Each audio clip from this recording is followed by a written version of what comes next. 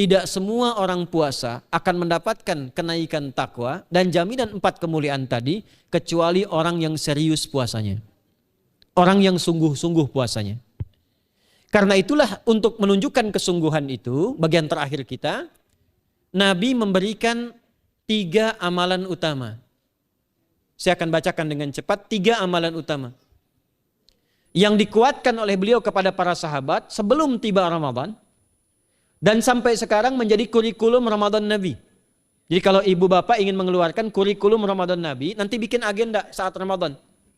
Ya, supaya nggak pusing nanti. Kalau masuk hari pertama apa yang dikerjakan.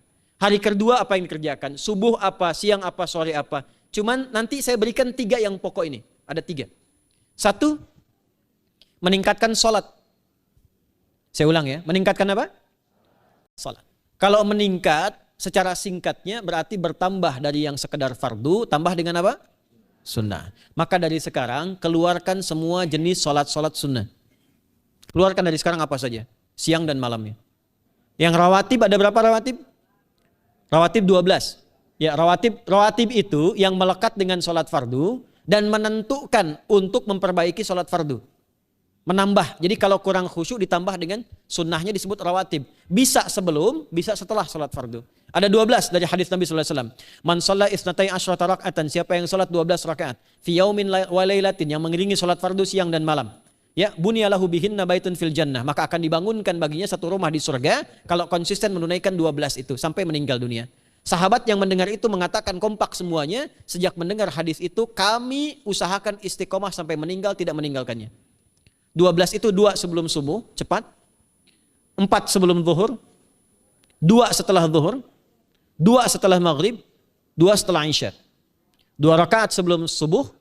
4 rakaat sebelum zuhur. Kalau nggak bisa 4 rakaat, karena terbatas waktunya, boleh 2 rakaat. Khusus untuk sebelum zuhur. Kalau nggak bisa 4, boleh berapa? 2. Dalilnya hadis Ibnu Umar radhiyallahu taala anhuma. Kata beliau, hafidtu asyra rakaatin. Saya hafal 10 rakaat dari Nabi SAW salat sunnah. Maka menyebutkan sebelum zuhur 2 rakaat. Baik, jadi 12 ya. 2 sebelum subuh, 4 sebelum zuhur, 2 setelah zuhur, 2 setelah maghrib, 2 setelah isya. Ini yang disebut dengan rawatib. Jamak dari kata ratib. Di luar ini mutlak. Mutlak ini ada yang berdampingan dengan salat fardu, ada yang terpisah. Contoh yang berdampingan, 4 rakaat sebelum asar. 4 rakaat ini bukan disebut rawatib, tapi salat mutlak. Cuma waktunya berdampingan dengan salat fardu. Jadi dia nggak memengaruhi sholat fardu, cuma punya keutamaan sendiri. Apa keutamaannya? Hadis Ibnu Umar radhiyallahu taala anhuma ketika beliau menyampaikan qala Nabi sallallahu alaihi wasallam rahimallahu ra'an shalla qabla al-asri arba'an. Allah akan menambahkan rahmat pada orang yang terbiasa sholat 4 rakaat sunnah sebelum sholat asar. Jelas ya? Baik. Kemudian apalagi setelah itu? Sholat di antara 2 adzan dan 2 adzan ini, adzan dan iqamah. Ya, di antara adzan dan iqamah. Tahiyatul masjid. Apalagi misalnya salat duha. Duha dibagi 3. Awal duha itu kurang lebih 1,5 jam setelah salat subuh. Subuh sekarang misal 4:30, maka jam 6 muncul awal duha. Namanya syuruk. Saya ulang, salat apa namanya? Syuruk itu salat awal duha. Jumlah rakaatnya 2 rakaat. Man shalal ghadata fil jama'ati thumma yaqudu yadhkurullah subhanahu wa ta'ala fa yusalli rak'ataini fakana alaihi ka ajri umratin wa hajjin, ya ka ajri ummatin wa hajjin tamatan. Siapa yang salat subuh 2 rakaat dengan berjamaah, ya, dan umumnya kalau berjamaah bisa ke masjid di masjid. Kalau tak mampu ke masjid tunaikan di rumahnya. Setelah itu tidak beranjak dulu, dia duduk untuk berzikir kepada Allah. Zikir itu bisa baca Quran. Quran surah 15 ayat 9 itu Quran disebut dengan zikir. Quran surah 54 ayat 17, 22, 32, 40 itu Quran disebut dengan zikir. Bisa baca Quran, bisa berdoa. Doa disebut dengan zikir. Quran surah ke-7 ayat 205. Ya. Bisa dengan apa lagi? Bertafakur, ya, mengaji, ta'lim itu disebut dengan zikir. Ali Imran ayat 190 191. Alladzina yadhkuruna Allaha qiyaman wa qu'udan wa 'ala junubihim wa yatafakkaruna fi khalqis samawati wal ard. Ya, disebut dengan zikir. Bisa bertasbih. Zikir pagi petang, kalimat-kalimat thayyibah ada itu di Quran surah ke-4 ayat 103. Jadi habis salat subuh zikir dulu. Doa dulu, zikir dulu, belajar dulu, tafsir dulu. Setelah itu muncul syuruk. Perjalanannya disebut isyraq, melewati masyrik, 1 tombak bayangan, dia salat 2 rakaat, itu pahala salatnya senilai haji dan umrah. Sempurna. Bukan sudah haji, bukan. Mau kemana? Ibu mau haji dulu? Tidak. Ya, hajinya nanti bulan Dzulhijjah. Tapi senilai haji dan umrah itu 2 rakaat. Awal duha disebut apa? Syuruk. Pertengahan duha sekitar jam 9 jam 10. Jumlahnya 2 sampai 4 rakaat. Ya, 2 sampai 4 rakaat. Apa fungsinya? 1, mengganti seluruh zikir yang ada dalam tubuh kita. Mata berzikir, telinga berzikir, lisan berzikir bisa diganti dengan 2 rakaat duha. Itu waktunya pertengahan duha. Kurang lebih dari jam 8, 9, 10 lah, kurang lebih 3 jam itu. Ya. Yang kedua, bisa menghambat atau menghentikan, menahan satu musibah umum. Misal ada kebanjiran nih atau macet nih. Orang-orang kena macet. Bapak yang biasa sholat duha pertengahan itu tiba-tiba ditolong oleh Allah, dibebaskan. Tiba-tiba ada orang datang, Pak lewat sini di sana macet. Atau dibimbing ada kontraflow. Itu manfaatnya duha tuh.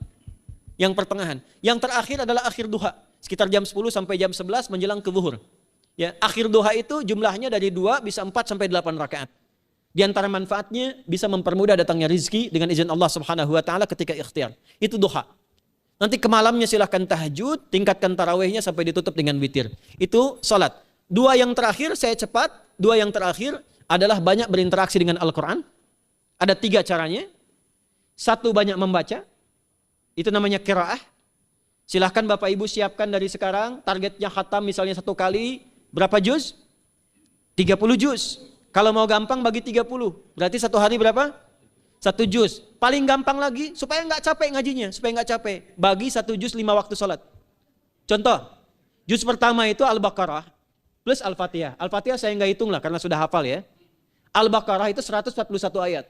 Juz pertama. Bagi 5, 28.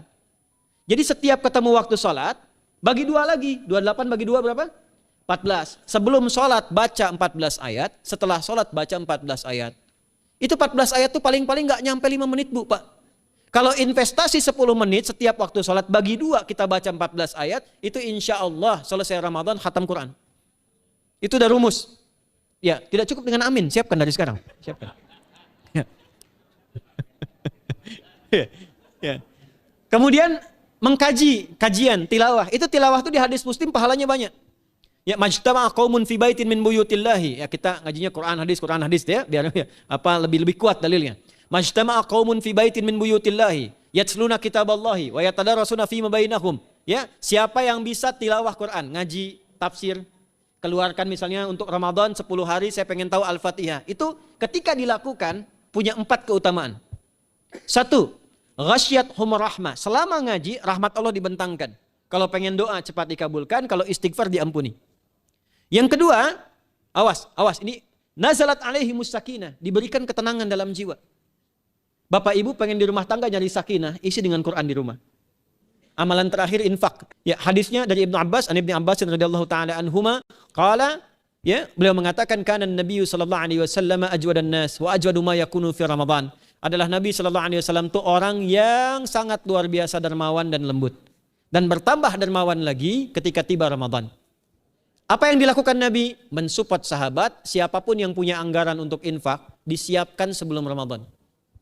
Jangan berpikir banyak Bu. Yang penting ada anggaran, 30.000 nggak ada masalah. Setiap hari 1.000, tidak harus uang, makanan. Pernah dengar hadis ini nggak?